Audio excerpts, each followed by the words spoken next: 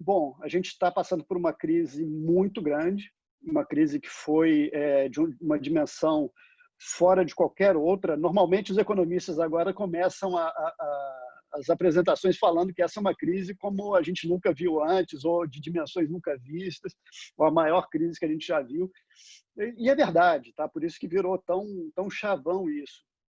E o que está acontecendo agora é justamente uma resposta de política monetária a isso, né? Você está tendo, é, vamos lá, começando por Brasil, a gente está tendo uma resposta de política monetária que a gente diferente do que a gente via no passado.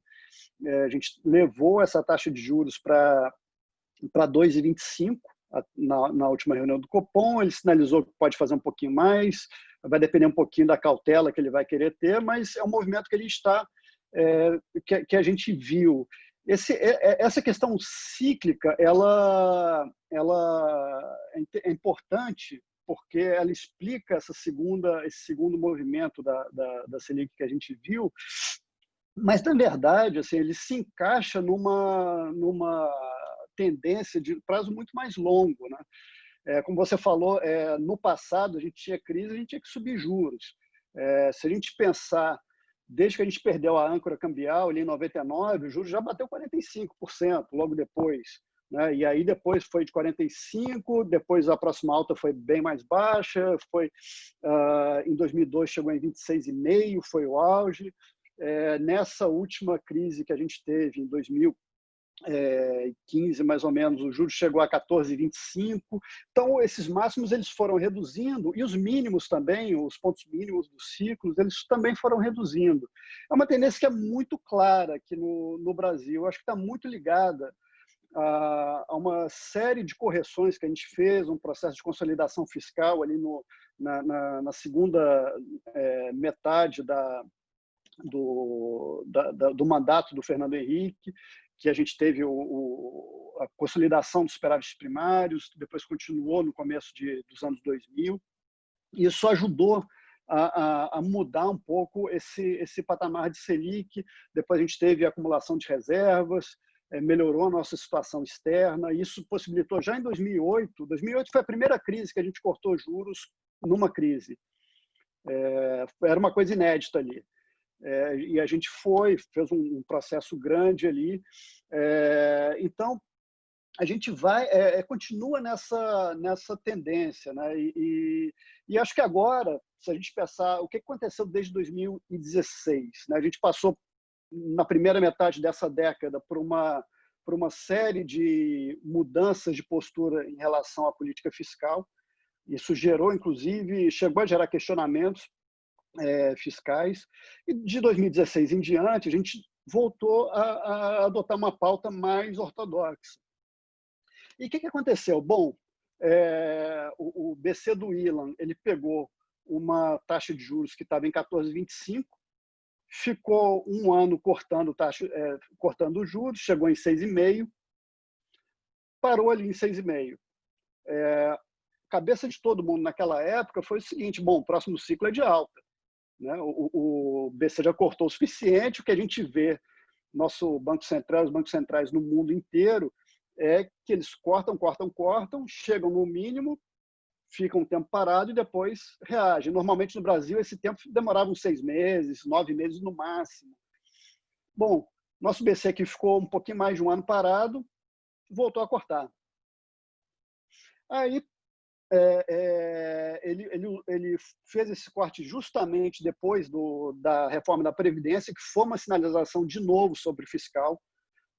Foi uma sinalização: bom, a gente está com fiscal ruim hoje, mas no longo prazo a gente está fazendo coisas para consertar, a gente está mostrando uma trajetória, a gente está mostrando uma tendência. E aí a gente veio cortando, foi de 6,5 para 4,25. O Banco Central tinha sinalizado que tinha parado também, só que veio o Covid. E aí, como ele mesmo fala, essa situação demanda um estímulo monetário extraordinário. E aí ele foi de novo nessa mesma direção. Começou a cortar, começou com um passo de 50, fez dois de 75, e a gente está muito próximo do final do processo. Na verdade, me parece que o mais provável é ele interromper o processo, mas talvez faça um pouquinho mais. Eu acho que não é, é uma coisa difícil de prever. Mas eu acho que mais importante do que cortar para 2 ou para 1,75 ou ficar em 2,25 é o que vai acontecer. Eu acho que, de novo, também aqui a mensagem é ficar parado por um tempo longo. Então, assim, para pegar a segunda pergunta aqui, né, que a gente chegou ali nos 2,25, talvez a gente tenha ainda um movimento pequeno, mas então você acha que, por exemplo, os bancos centrais, né, alguns bancos centrais de países desenvolvidos estão com juros a zero ou até mesmo negativo. Você acha que... Como é que você está vendo esse movimento a nível global, né? Porque não é só uma questão do Brasil, né? O mundo inteiro também caminhou para juros muito baixos. Perfeito. Exatamente, é o mesmo fenômeno. Você tem uma questão cíclica, que é, de novo, os bancos centrais respondendo a uma crise sem precedentes, e aí eles foram muito proativos, eles levaram o juro para baixo muito rápido, né? Acho que o exemplo do Fed, o Banco Central Americano, é muito claro nisso. Ele atuou muito rápido, dado, inclusive, que os juros já tinham partido de um patamar mais baixo do que o normal da história. Normalmente, quando você começa uma recessão, os estudos mostram que você corta alguma coisa em torno de 500 pontos, né, 5 pontos percentuais, os juros, para combater essa recessão. E ele não tinha 500 pontos. Então, o que ele fez? Ele age rápido. Ele não economiza munição, ele leva para zero muito, muito rápido. E aí ele começa também a dar estímulos de liquidez. Se a gente pensar no que o Fed fez, ele colocou quase 3 trilhões de dólares de liquidez no mercado via compra de ativos. Só para botar isso em escala, se a gente olhar o PIB do Brasil em dólares hoje, a gente está falando de 2 PIBs do Brasil, num espaço de alguns meses. Ele colocou isso na economia. Então, é um estímulo realmente muito grande, junto com estímulos fiscais também acontecendo na economia. Então, você teve uma atuação muito, muito forte em resposta a um ciclo econômico que estava indicando uma deterioração muito rápida do crescimento à frente e uma piora das expectativas de inflação. Pior agora, lembrando que a inflação fica muito baixa. É o contrário do que a gente viu na história.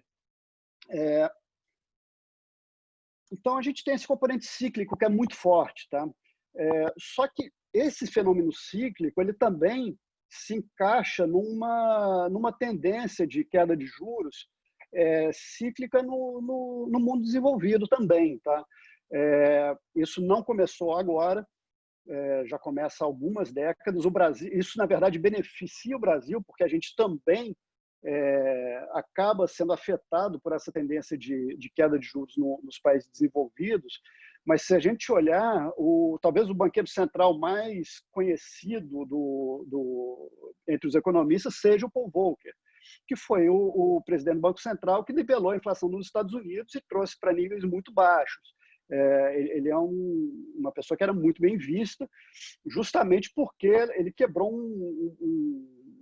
uma dinâmica de inflação que poderia ser ruim ali atrás. Então, desde aquela época, a gente teve uma tendência de redução de taxa de juros. E, bom, o que está acontecendo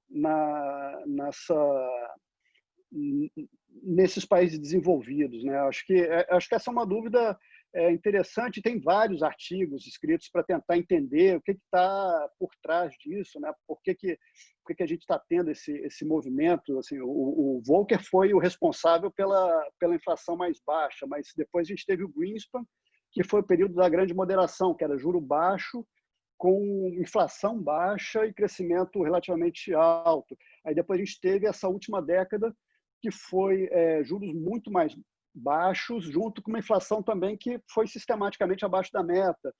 E o que está acontecendo nesses movimentos todos, né? E ainda mais se a gente pensar desde 2008, eu falei agora da quantidade de ativos que o Banco Central americano comprou, mas também o Tesouro americano ele emitiu muita dívida. As dívidas aumentaram depois da crise de 2008. Então, o que está acontecendo ali? Será que isso não deveria ter feito a taxa de juros subir em vez de cair? Essa tendência não deveria ter sido revertida? E tem muita coisa escrita sobre isso, e um fenômeno que está acontecendo muito claramente no mundo inteiro, e no Brasil também, é a questão do envelhecimento da população. As pessoas estão vivendo mais, é uma boa notícia. Só que isso tem repercussões sobre o mercado de ativos. O que acontece quando a pessoa vive mais? Se na década de 70 a expectativa de vida de uma pessoa quando se aposentava era de 10 anos, hoje a gente está falando de 20 anos quase. Então, ela tem quase o dobro de vida depois de aposentada. O que as pessoas tendem a fazer nesse contexto? Bom, eu vou ter que poupar mais, porque mesmo que eu tenha um sistema de previdência, eu quero complementar minha renda de alguma forma. Então, é completamente natural você ter um aumento dessa demanda por ativos, né? E entre esses ativos está as dívidas do governo, dos governos, além de bolsa e tudo. Mas se você tem uma maior demanda por investimento, por alocação de recursos. E na outra ponta, a gente está tendo uma desaceleração de crescimento mundial. Né? A gente cresce menos do que cresceu no passado. Isso vale para o Brasil, isso vale para os Estados Unidos, isso vale para a Europa, enfim, vale para o mundo inteiro. Mas nessa pergunta específica, pelo que eu entendi, é para desenvolvidos. Nos desenvolvidos está acontecendo. O que acontece quando o investimento, quando o crescimento começa a reduzir? Você tem uma menor demanda por investimento. E aí, economista gosta muito de oferta e demanda. O que está acontecendo? Você está aumentando a oferta de recursos na economia, a demanda por ativos, mas, ao mesmo tempo, você está tendo menos demanda por esses recursos por causa de investimentos menores. Então, você está compensando, vamos falar assim, esse maior endividamento, só que você está mais do que compensando, porque justamente você está trazendo essa perspectiva de juros, inclusive no longo prazo, para baixo. Né? Acho que tem eu posso citar, inclusive, de uma estatística interessante, que o Banco Central americano ele costuma colocar as expectativas dos membros do colegiado para a taxa de juros no longo prazo. O que é longo prazo? Longo prazo é quando os choques já acabaram, a inflação voltou para a meta, o crescimento é o crescimento que a economia consegue ter, neutro, você não está aumentando desemprego, mas você não está reduzindo desemprego, você está ali na velocidade de cruzeiro da economia. E quando você olha, e ele não diz quem é que tem aquela expectativa, mas ele mostra o que cada um projeta. E o que você tinha ali em 2012 era uma mediana de um juro de longo prazo de 4,25, e quem estava achando que o juro era baixo, mais baixo de todos, estava com 3%. Então, dentro do colegiado do Banco Central americano, você tinha essa visão. Bom, o juro volta para 4,25 e, mesmo quem está mais otimista, acha que assim, é 3. Hoje, o que você tem? O mais pessimista ali dentro, é lógico que as pessoas são diferentes, mas mais do que as pessoas, isso mostra como o ambiente mudou. O mais pessimista hoje acha que é 3. Quer dizer, é uma mudança completa e a mediana está mais perto de 2,5. Então, cada vez mais, essa visão que o juro em equilíbrio é mais baixo e a gente vai ter que conviver com isso, vai ter que mudar a forma de conduzir política monetária, enfim, tem N repercussões, mas que o juro, especificamente, que é o tema da nossa live, é mais baixo, está sendo realmente consolidado. O Paulo, e aí indo para a terceira pergunta, né? A gente também está vendo muitos programas de recompra de ativos, né? Por parte dos governos, etc., dos bancos centrais. Você acha que isso pode estar causando alguma distorção no preço desses ativos? Bom, boa pergunta. Deixa eu só fazer uma questão, um ponto inicial antes de abordar isso. É que, justamente, eu tinha comentado anteriormente que o fato de você ter menos espaço para cortar juros, né? Você já parte de uma taxa de juros mais baixa, então você não consegue cortar os 500 basis points, ou 5 pontos percentuais que eu tinha comentado, faz necessária essa busca por instrumentos alternativos. Um desses instrumentos é a compra de ativo. Outros instrumentos são, a gente pode recorrer à taxa de juros negativas, alguns países fizeram isso, você hoje tem algumas questões ligadas a isso, até que ponto que você pode levar esse juro para o negativo, porque começa a ter um efeito negativo em cima do sistema financeiro também, então tem um limite para o que você consegue fazer disso, mas esses instrumentos, vamos falar assim, não tradicionais, eles acabam entrando muito forte na caixa de ferramentas dos bancos centrais, pelo menos os bancos centrais que já chegaram no zero ou muito perto de zero. Eu acho que isso é uma primeira qualificação para se fazer. Bom, pode estar gerando distorções?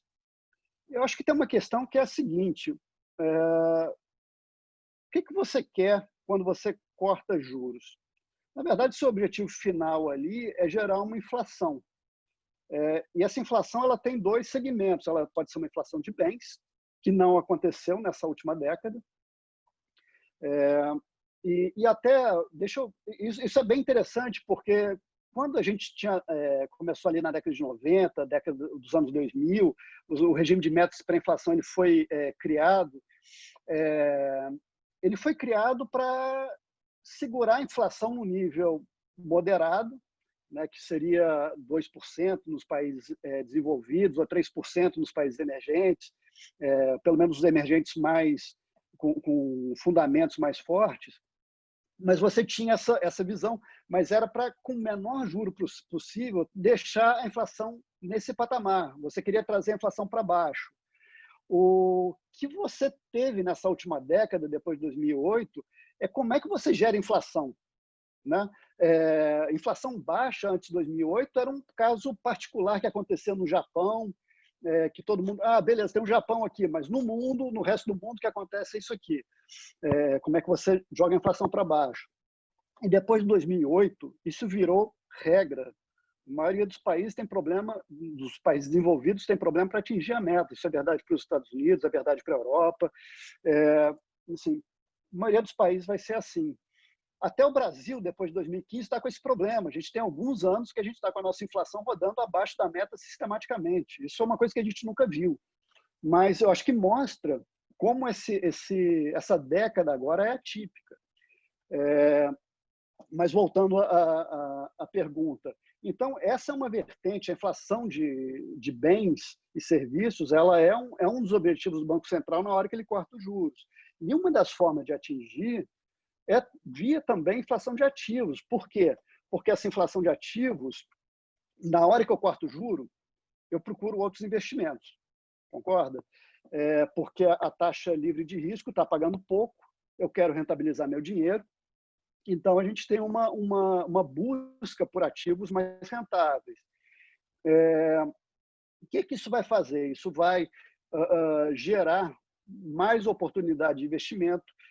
Os empresários que estão com ideias boas e estão com projetos na mesa, eles começam a ver esse juro mais baixo, tem o dinheiro abundante, eles conseguem captar esse dinheiro e tocar esses projetos. Então, você começa a ter a economia se beneficiando desse juro mais baixo, e isso é um reflexo da inflação de ativos. Isso é um canal completamente esperado da política monetária. Isso não é uma coisa atípica e fora do modelo. Os IPOs, né? As empresas começam a abrir capital justamente que é uma fonte de financiamento para elas. E a gente está vendo isso justamente no auge de uma crise gigantesca. Então, realmente está funcionando. Então, eu veria mais por esse lado do que gerar uma grande distorção no mercado de ativos. E aí você pode gerar uma bolha? Pode gerar bolha? Pode sim. Mas essa inflação de ativos, essa maior demanda por ativos de risco, acho que ela é completamente esperada. E aí a gente tem que acompanhar E na hora que que as autoridades, principalmente os bancos centrais, acharem que foi demais e que isso precisa ser revisto, você tem instrumentos para corrigir, vamos falar, determinados excessos, né? Você tem também ganhou muita notoriedade depois da crise de 2008 as medidas macroprudenciais, que foram até mal usadas aqui no Brasil, mas elas foram bem usadas em outros lugares. Elas foram usadas justamente para coibir excessos em alguns mercados específicos, e aí você bota normas prudenciais para tentar corrigir esses excessos. Mas, até olhando uma divisão de instrumentos, né, eu veria muito a política monetária para esse lado da atividade de inflação e as medidas macroprudenciais justamente para tentar ajudar nessa questão da estabilidade financeira como instrumento até complementar e auxiliar da política monetária na outra esfera. Uma outra pergunta que a gente recebeu é o seguinte, que o Brasil ele poderia caminhar para taxas mais baixas ainda, se colar no movimento mundial de taxa zero negativa, ou a gente iria para um extremo oposto desse movimento de juros mais baixos ser transitório, e aí a gente teria um risco de ter que subir as taxas de juros de volta para aqueles patamares elevados que a gente viu aí há 2, 3 anos atrás. O que você acha que poderia acontecer com a gente? Essa é uma excelente pergunta também.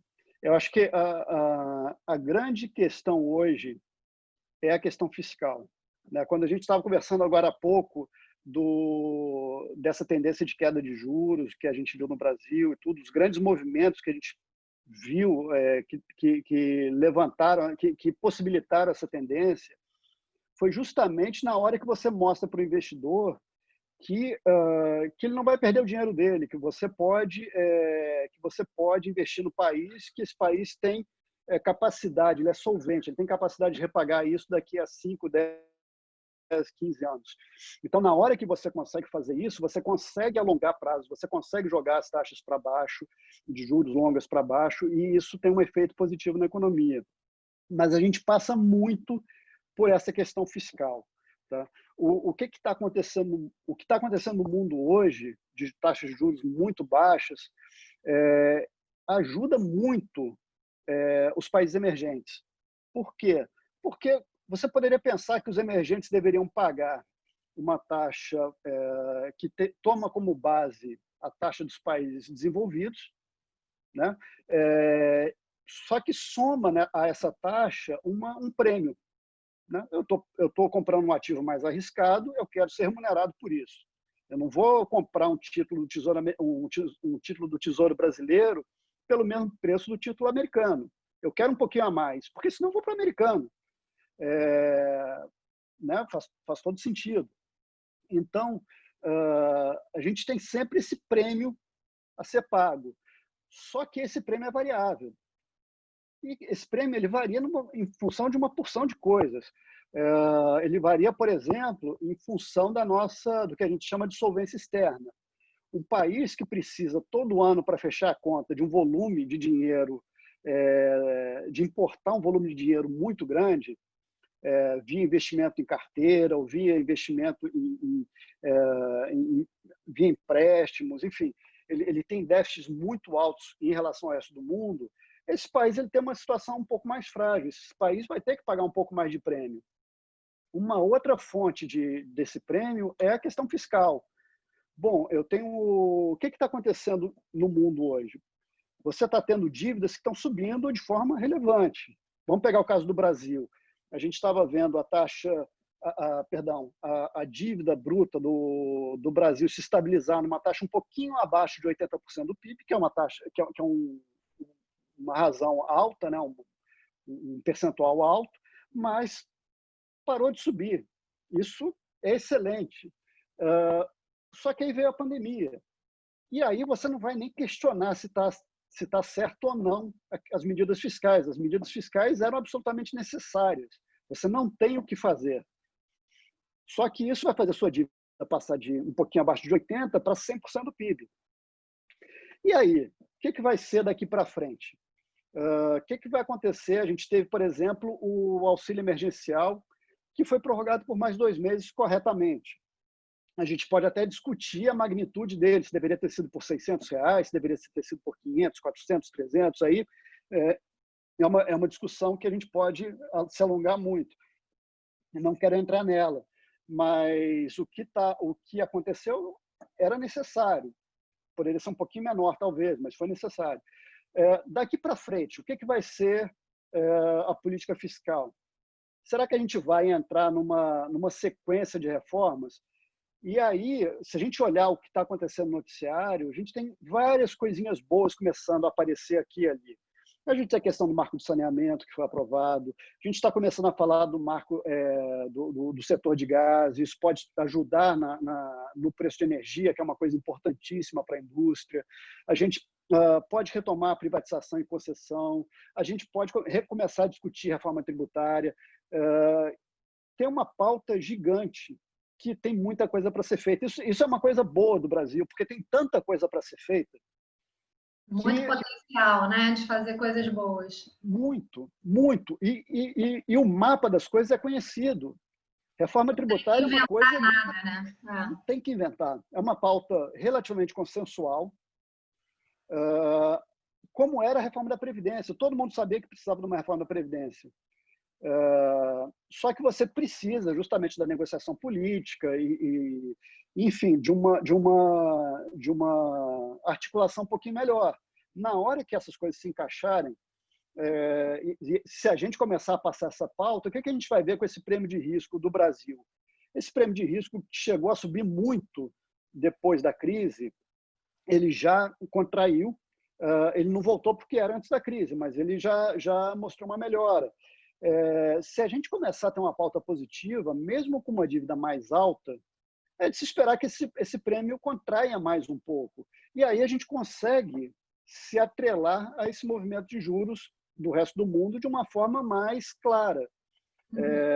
E aí você começa a ter um cenário mais construtivo, vamos falar assim. Se você não toca essa pauta, a gente tem 2 vizinhos aqui na América do Sul que estão numa pauta pior, né? Acho que a Venezuela, acho que é o caso mais extremo, onde uma série de políticas erradas durante muito tempo acabou levando o país para uma situação muito difícil de ser revertida. Cartilha do que não fazer, né, Paulo? Uma cartilha... Exatamente. Exatamente. E não precisa ir muito longe, não, tá, Bel? Se a gente olhar o que aconteceu no Brasil no pós-crise de 2008, a gente estava longe, quando a gente pensa em termos de distância, mas a direção que a gente estava indo era nessa também. A gente viu um superávit que chegou a bater mais de 3% do PIB, sendo consistentemente diluído, chegando a perto de zero, nas contas fiscais cheias de manobras, então você não conseguia ler direito os números. Quando os números foram acertados, a gente chegou em déficits muito altos. Isso levou, no auge de uma recessão gigantesca, o PIB contraiu mais de 3%, 2 anos seguidos. A gente teve uma inflação que bateu 11% nesse momento. Então, você vê como as políticas erradas elas levam a resultados ruins. E depois a gente teve a reversão disso até de uma forma relativamente rápida. A gente passou do juro de 14,25 para 2,25 no intervalo aí de 4 anos. Quer dizer, foi uma janela relativamente curta. E hoje, esse juro é 4,25, você vê as pessoas projetando inflação abaixo da meta esse ano e no ano que vem. Então, você não está forçando um juro baixo. Você está fazendo o juro baixo como consequência de outras políticas que foram adotadas. Só que agora, a gente realmente, pelo nosso patamar de endividamento, a gente precisa de uma continuidade dessa agenda para consolidar esses patamares.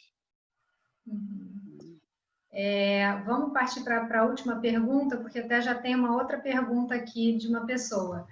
E aí, se a gente pegar tudo isso que você falou, né, um cenário de juros mais baixos e uma inflação bastante comportado, o que a gente pode esperar do crescimento brasileiro, Paulo? A gente já teve que revisar diversas vezes, né? A gente tem Isso. problema de produtividade. Como é que você acha que vai se dar? É claro que também é muito cedo para falar, o cenário tem estado bastante, tem mudado muito, né, devido a essa pandemia e tal. Mas se você puder dividir, o que a gente está pensando em termos de crescimento aí para o pessoal? Perfeito. Eu acho que esse ponto que você levantou está perfeito. Quando começou a crise, era uma coisa tão fora da realidade que você não tinha muita confiança nos números. Você fazia uma série de... Né, Paulo? Você não tem Faltava parâmetro. parâmetro, não tinha nada, né, que a gente pudesse. Não, porque as economias elas não funcionam assim. Você não é um motor de carro que você chega e desliga e depois liga de volta, né? E foi o que as economias fizeram. Nesse primeiro momento que a gente viu, começou ali no final de março no Brasil e ao longo de abril, as economias pararam, congelaram. A Anfávia, para citar um exemplo, que produzia ali perto de 200 mil carros mês, ela passou a produzir, perdão, 150 mil carros mês, passou a produzir zero no mês seguinte. Impressionante, é. Depois produziu 50 mil carros, assim, um terço da capacidade que ela estava produzindo antes. Então, isso é completamente atípico. Cada setor reagiu de um jeito. Até hoje, você ainda está tendo esses movimentos.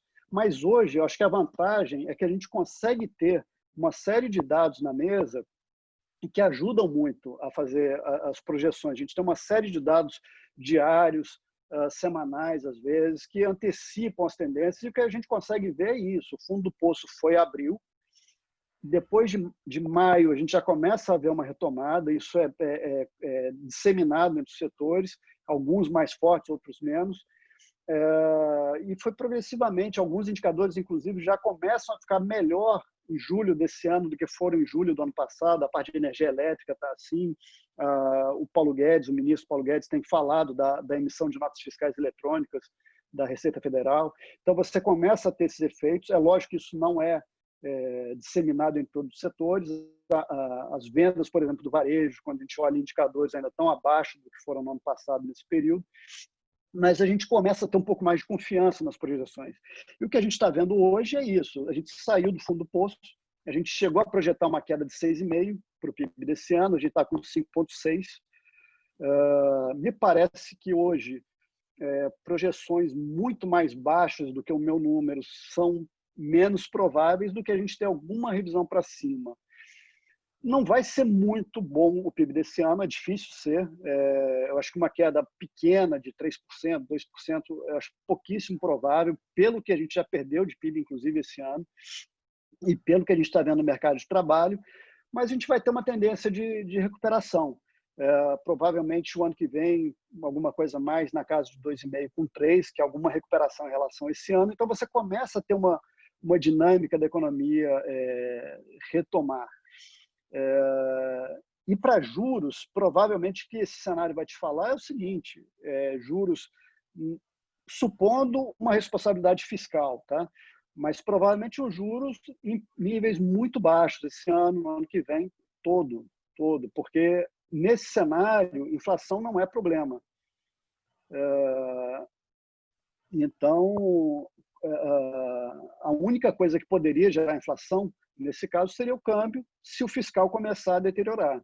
Então, acho que é um pouco a nossa visão hoje da parte de atividade. Um modesto viés positivo, vamos falar assim, depois de rever para uma queda menor o PIB desse ano.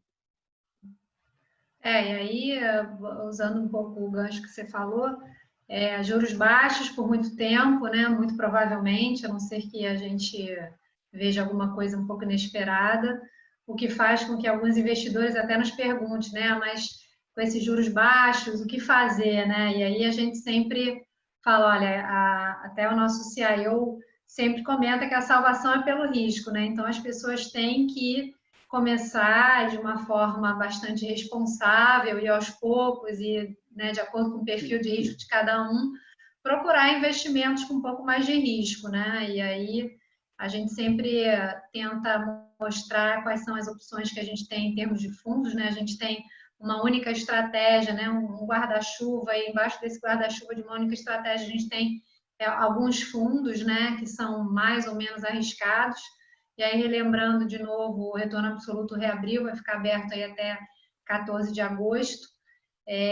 Então, se vocês tiverem alguma dúvida, podem falar. Tem uma pergunta aqui que uma pessoa fez. Eu acho que ela envolve um pouco parte macro e parte micro, Paulo. Então, talvez a gente responda juntos isso aqui, tá? Eu vou ler para Vamos você. dividir.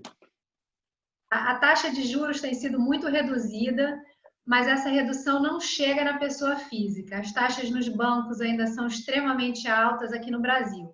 Isso só se reflete no investimento da renda fixa das pessoas físicas. Poderia comparar isso entre Estados Unidos, Europa e Brasil? Tá. Boa pergunta. Isso, na verdade, quando você olha os dados, isso, na verdade, não está acontecendo dessa forma. Na verdade, essa taxa de juros ela está sendo repassada, essa queda está sendo repassada para os consumidores, sim. O que acontece no Brasil é que, como as taxas de juros são tão mais altas por conta dos spreads, acaba que as pessoas não têm a sensação da queda, mas, na verdade, os dados agregados eles mostram que as pessoas físicas estão tendo uma redução, sim, as taxas que estão sendo das taxas de juros do crédito. É lógico que aí tem N outras questões de perfil de risco e tudo, mas é um movimento que está acontecendo. Mas, assim, a forma mais adequada de atacar essa taxa ao consumidor final não é via Selic. Na verdade, quando a gente pensa que a taxa de 2,25 já é uma taxa bastante baixa, inclusive ela não parece... Quando a gente olhava para 14,25, a gente via o Brasil como uma jabuticaba. Sim. Qual é o país que paga 14,25 de juros para uma taxa curta? Enfim. E pouquíssimos países faziam isso, dada a inflação que a gente tinha. Hoje, quando você olha 2,25, você já não tem mais esse questionamento, pelo menos não de forma tão incisiva. Acho que tem uma segunda agenda que o Banco Central está tocando, e começou, na verdade, começou já no Arminio, mas ela foi muito acelerada no Ilan, e agora esse novo Banco Central está tocando essa agenda, que é como você reduz o spread. Tá? E aí você tem algumas vertentes. A primeira delas, bom, você tem pouca competição. E o que o Banco Central mostra é que, na verdade, o que gera compressão de spreads não é o número de bancos, né? Você pode ter até poucos bancos, mas se eles forem muito competitivos entre eles, as taxas são mais baixas. Então, ele quer estimular a competição. E aí ele começa a colocar as fintechs nesse jogo de crédito também. Ele começa a facilitar a entrada de agentes para justamente aumentar essa competição.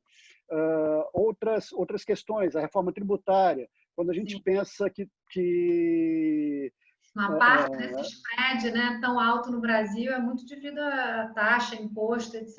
Né? A imposto, justamente. E assim, mesmo quando o Congresso é muito resistente a aumentar imposto, quando o imposto é de banco, a resistência quase nula. Ninguém é contra. Exato. Inclusive durante a crise. Né, foi até dito, bom, os bancos também precisam dar a cota de sacrifício deles.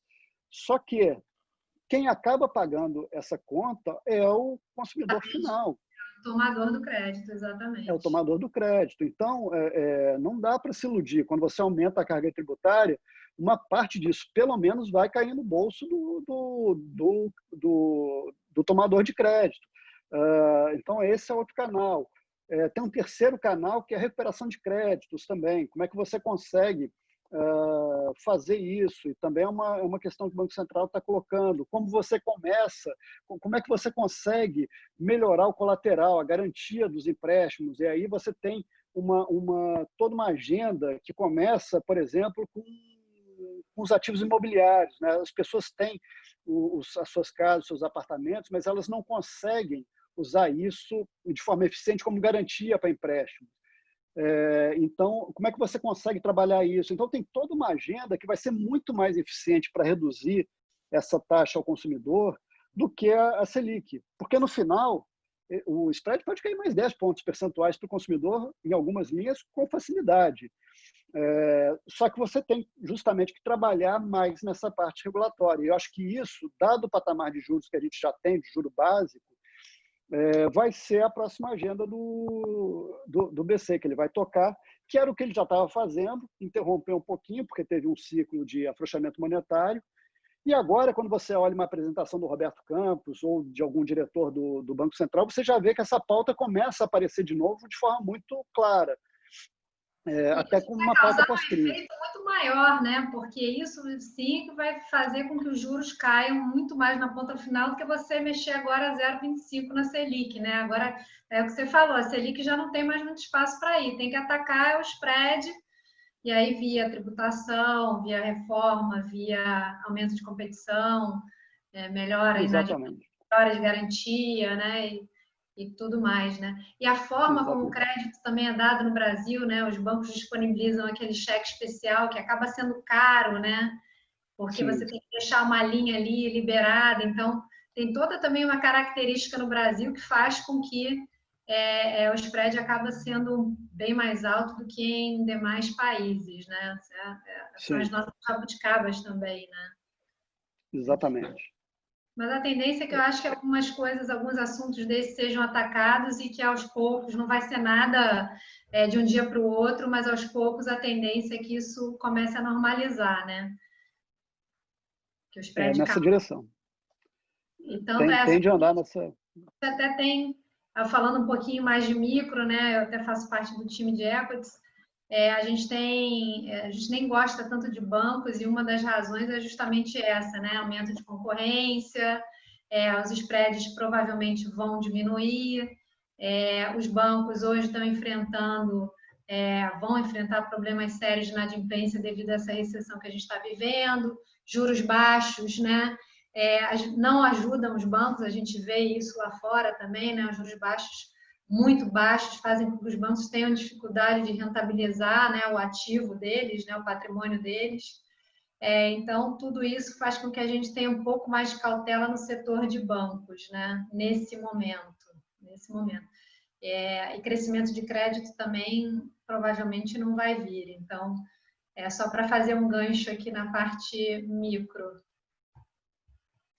Perfeito. Aproveitando a sua aula macro. Que isso. Bom, gente, eu acho que não ficou mais nenhuma dúvida. Paulo, se você quiser encerrar, dar suas palavras finais.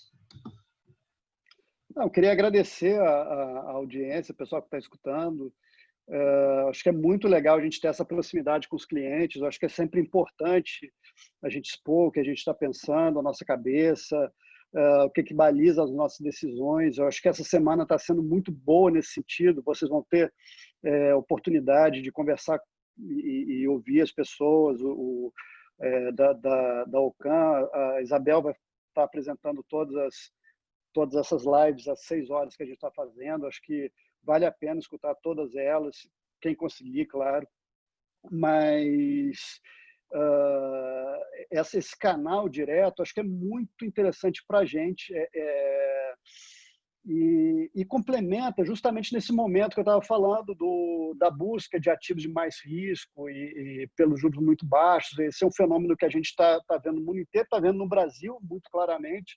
E essa proximidade ajuda as pessoas a tomarem a decisão. Então, eu agradeço. Queria também recomendar para quem tiver disponibilidade de escutar uma live às 7 horas. O presidente da Câmara, o Rodrigo Maia, vai falar agora há pouco na plataforma da XP, então vale a pena escutar, justamente porque é um dos pontos que a gente abordou aqui, qual é a cabeça dele e um pouquinho do que ele está vendo para a Câmara nessa agenda. Acho que ajuda a complementar o quadro que a gente está conversando. Perfeito, Paulo. Obrigada, tá? Pela sua aula, e obrigada a todos aí pela presença. Amanhã a gente está aqui de novo e a gente espera vocês, tá? Obrigada, boa noite a todos. Até logo. Obrigado, boa noite.